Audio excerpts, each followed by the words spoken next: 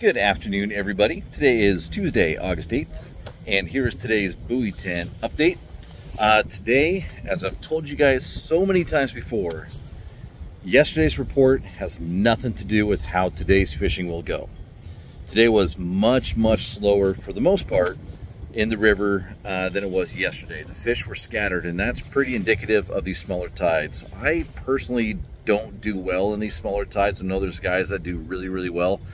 I have a hard time finding them, staying on them. I like to run a gun on those bigger tides where they get pushed into a corner. These smaller tides, man, they just kind of scatter, and I have a hard time just staying on a good group. That being said, today we actually did pretty good. We kept 5, let a bunch go, and missed a few, lost a bunch as well. So again, can't complain, but compared to yesterday where it was just fish all over the graph constantly, I could stay on them whether they bit or not. That's a different story, but I could at least stay on them and know that I was in fish. Today, it's kind of interesting. Again, I mentioned this yesterday. I'm kind of throwing water temperature out the window. I've almost given up on that now. Just after these last 2 days, I've been committed to it for 2 years, and after 2 days, I've given up on it because today I stayed upriver above the bridge on the near shipwreck and south ditch and middle ditch and all that stuff for pretty much almost the entire outgoing tide, and there were only about 10 or 12 of us up there. It was not a great bite at all, but what kept me up there was I just kept marking fish, and every pass we get like 1 bite, 2 bites. So again, not anything great. And when I would call down there to my buddies down below the bridge, down around Church and Chinook, Waco, and down around Hammond and Redline, like, hey, yeah, we saw 50 nets that pass. Like, okay, that's a legit bite. But I just got bit, and you don't leave fish to find fish, and boy, that's a long run. By the time I get down there, the bite could be over. I don't know. It was interesting. But first thing this morning, Bronco was definitely getting bit. I had a green spinner last 2 days. That was good first thing in the morning. Didn't get a bite today. And then later on in the day, when the sun came out and was really beaten down, the Mexican hat did excellent. And that was with both brass and copper, the YBC multi blades. And I don't know. It was definitely interesting. Even on that outgoing tide, it took forever to get rolling. It was driving me nuts. I wanted to be going downhill 3 miles an hour, rods thumping pretty good, and it just took forever to get going. Oof. And then the incoming here this afternoon, it should have started pushing in around 1:30. We called it a day before it really started pushing. I was still going downhill at 1.5, 2 miles an hour. So I'm not a big fan of these smaller tides. That's me. I know guys who do extremely well. I know guys who caught plenty of fish today. We caught plenty of fish today. It was no real hot bite for us, at least. It was just every half hour, we'd pick up another biter. We did land 1 double today, so that was great. Both were wild. That's the way it goes.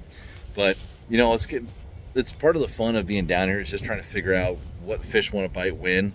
And today it was Bronco in the morning, then it switched over to Mexican hat, and boy, that outgoing tide, well, here's the fun thing. One of my favorite ways to catch these fish down here is on an outgoing tide when they're belly in the dirt, because I can just get the gear right on their nose, it concentrates them, and I can put all 6 rods right on the nose and get all 6 rods bit, and we can get a handful of doubles.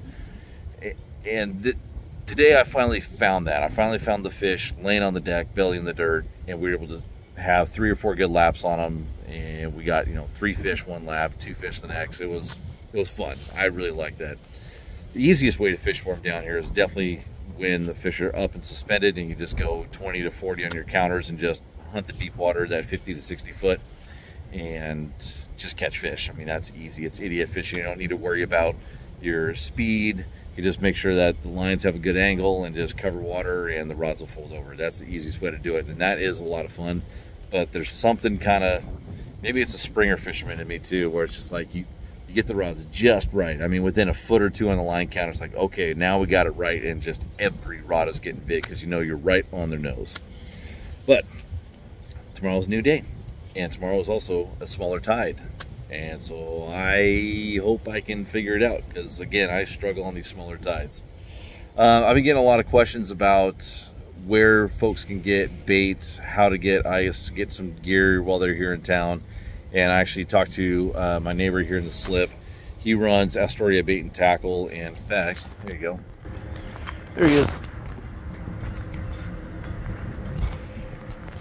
So he's got a shop here in town, and if you got a boat and a slip here at West Basin or down in Warrenton, he will actually deliver bait to you. You got to make sure to order it the day before.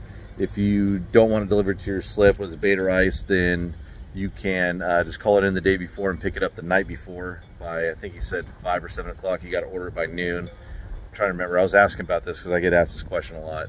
And then, of course, they also have tackle there. They'll make custom bumpers for whatever length you want and all sorts of stuff. So give them a shout if you're looking for bait or ice or anything else. They've been pretty good for us down here.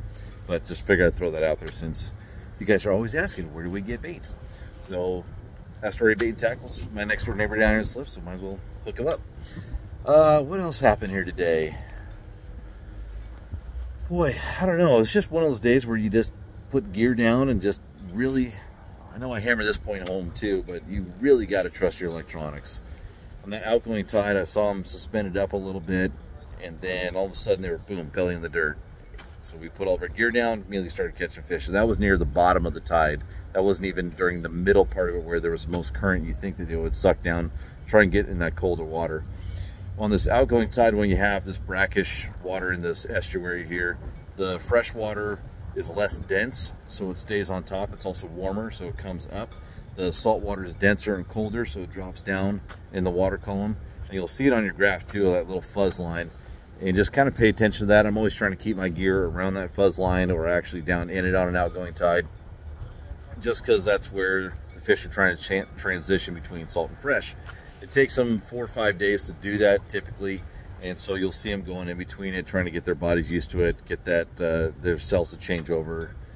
I always forget if it's osmosis or reverse osmosis, whatever it is. Their cells are changing, the scales are hardening up, and they're getting ready to make their trek upriver. So, I don't know. Mexican hat, Bronco, little YBC Mulkey blades. On my Broncos, that little blue bead that I put in the middle for contrast, I showed in yesterday's video. I'm liking that still. Personal preference, but it makes me feel all warm and fuzzy inside. Okay, time to go get fuel. It's already 5 o'clock. Need to tie up some leaders, need to call the wife, take a shower, eat some food, say hi to some friends. My buddy just got back into town. The three amigos are back. It's awesome. Me, Brandon Glass, and our buddy Ryan, the three of us. I'm sure you guys seen on some of the TV shows we've done. We have been best friends since we were kids. Ryan and I met Brandon through Jack. Ryan had no one in his family that fished. I had no one in my family that fished. So both of our parents got trips through Jack. And Jack wanted us to meet his son because we were all about the same age. So we all started fishing together when we were, I think we were like 12 years old or something. The first trip we ever did was Fall Chinook drift boat from, where was it? From Dabney to Lewis and Clark. We were back bouncing quick fish right there below Stark Street in the duck hole and whatnot. It was the first time the three of us ever fished together, and we've been best friends ever since. Now the three amigos are back together. Ryan just got here today, and we're gonna have maybe just a little bit of fun here for the next couple of weeks while he's here. Can't wait. So we're gonna all go out and take Jack out to dinner. Three of us kids, we're pretty much sons to him, and be fun hanging out as a family again.